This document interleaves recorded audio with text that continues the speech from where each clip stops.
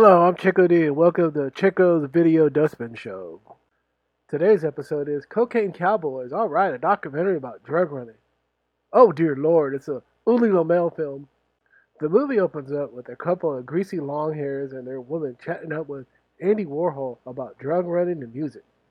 Good gravy, can this movie get any more un-PC? I mean, I'm not a snowflake like Blue Jaybird, but this is cringy even for me. Andy, get off your soup can stencil ass and pour yourself your own drink.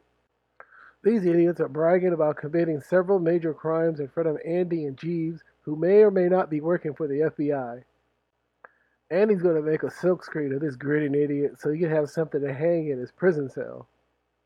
In between running cocaine and performing gigs, the group has little time to record some tracks. They sound like an Eagles knockoff covers band. They sound almost good enough to get a gig at the local Holiday Inn. We're introduced to the band's sleazy manager, played by Jack Palance, and an even sleazier, sweaty, hairy sea captain.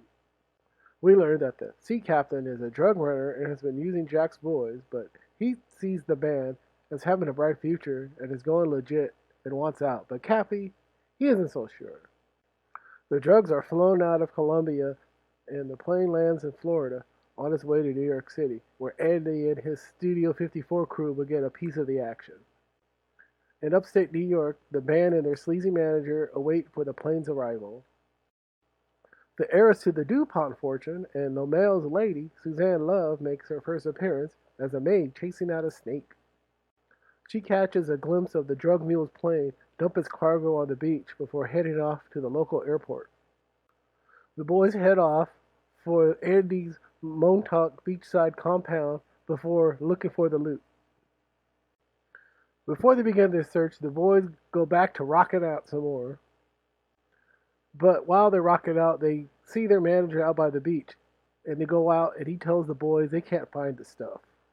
We cut back to the long-haired singer telling Andy and his blind manservant about how the pilots lost $2 million in blow. They even traipse around the rocky oceanfront in the fog looking for the two keys, but no dice.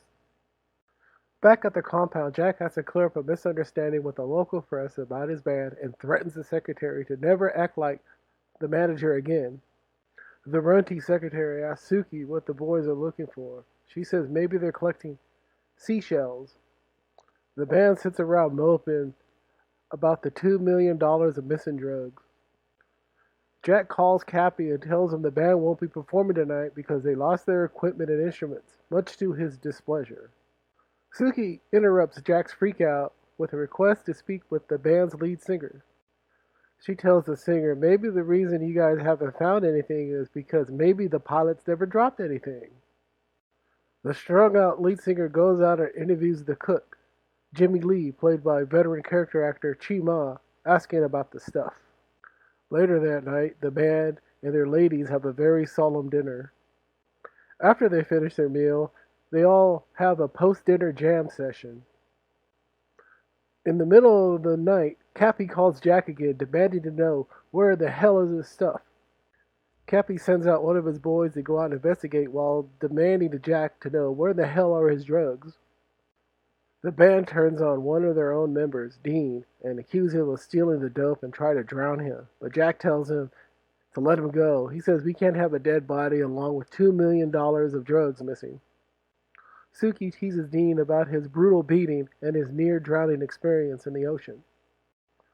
Jack waxes poetically about his band, while Dean gets some loving from a groupie, but his bandmates, who tortured and tried to kill him earlier, drag him out of bed. The band rocks out later that night. Feeling guilty about trying to murder Dean, they let him sing lead. Cappy's goon calls the boss to give him an update about the band and their whereabouts.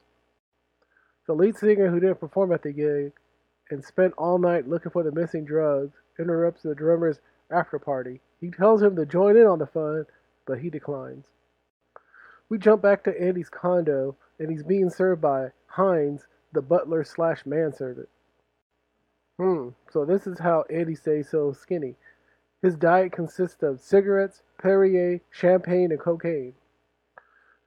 Dean is out moping on the beach with a groupie while the rest of the band is hanging out with Andy Warhol.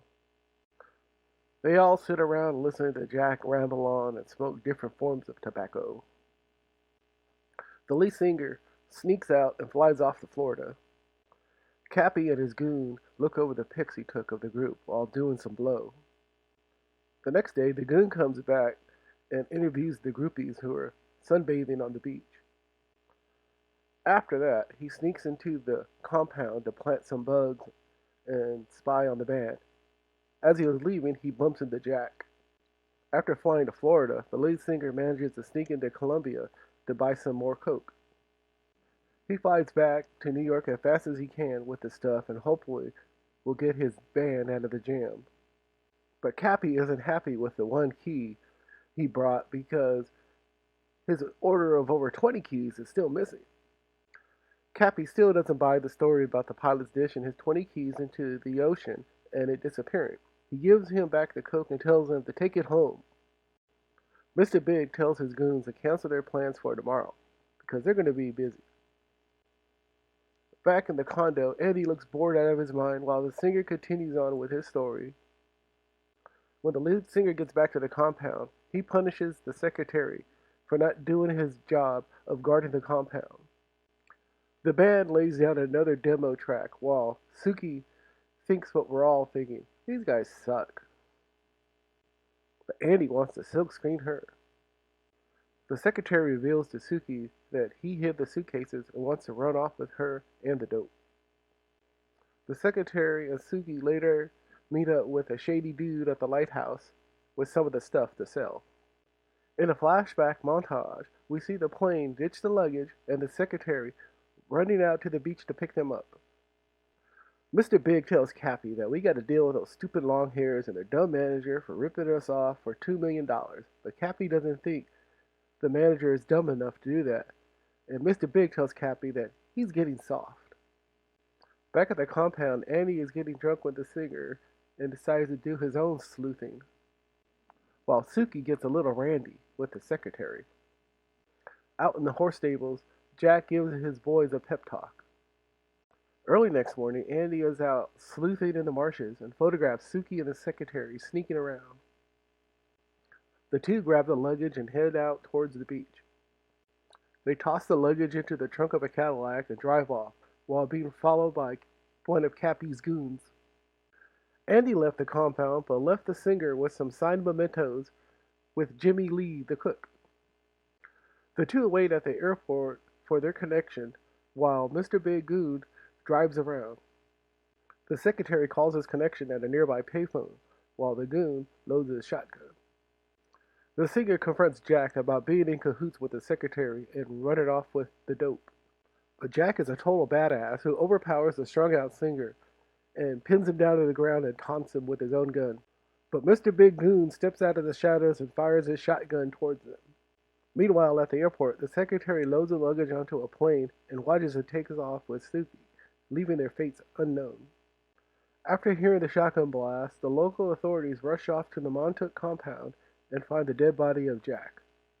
Back in New York City, inside Andy's condo, the singer wraps up the story. The movie ends with the band performing an outdoor concert in honor of their dead manager. Well, it wasn't as bad as I thought it would be. I mean, it could have been a whole lot worse, but the weird dialogue and the very attractive Suzanne Love made the movie watchable. If you're a fan of hers, then you'll love the baby powder scene. They must have paid Jack Palance in booze and tobacco because that's all he does in his film besides ramble on as if he was in a Jean-Luc Godard film.